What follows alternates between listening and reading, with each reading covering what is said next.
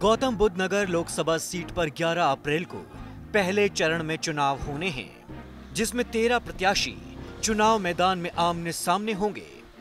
इस सीट पर बीजेपी के सांसद महेश शर्मा, कांग्रेस से अरविंद कुमार सिंह और बसपा के सतवीर चुनाव लड़ रहे हैं और सपा भी अपना समर्थन बसपा के उम्मीदवार को दे रही है।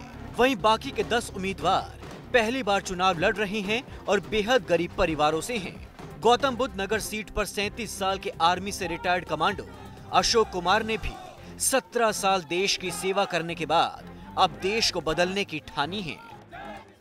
जो देश के अंदर राजनीति को लेकर के भ्रष्टाचार, इस तरह के कितने मुद्दे हैं जो अंदर से देश को खोखला करने की कोशिश कर रहे हैं, तो उसी को लेकर के एक दिमाग में प्लान था, एक विचार आया कि क्यों ना सेना से वीआरएस लेकर के 70 साल पूरी सर्विस करके उसके बाद में जनता के बीच में जाया जाए, एक टीम बनाई जाए जिससे कि सेवा का दामन कभी ना छूटे, कभी ना टूटे। इसी फहरिस्त में नोएडा के एक छोटे से व्यापारी विनोद शर्मा भी शामिल हैं, जो पहले इवेंट कंपनी चलाते थे और समाज सेवा भी किया करते थे। विनोद शर्मा का दावा है कि वो बीजेपी, कांग्रेस और बसपा के उम्मीदवारों को कड़ी टक्कर देंगे। मेरे सामने चुनौतियां तो इसलिए नहीं आई कोई कि मैं एक प्लेटफार्म के माध्यम से जनता के बीच का आदमी था, जनता का सेवा करता था। हाँ, कुछ लोगों के सामने चुनौतियां बहुत आई, उनके नामांकन कैंसिल भी कराए गए। मेरे लिए 2-3 चीज़ें फेवर में रही। कांग्रेस वाले कहते थे राजीव कांग्रेस पार्टी से है, हमारा आदमी है, कांग्रेस का कार्यकर्ता रहा है, तो इसको मैनेज कर लिया जाएगा। बीजेपी वाले कहते थे शर्मा है, मैनेज हो जाएंगे।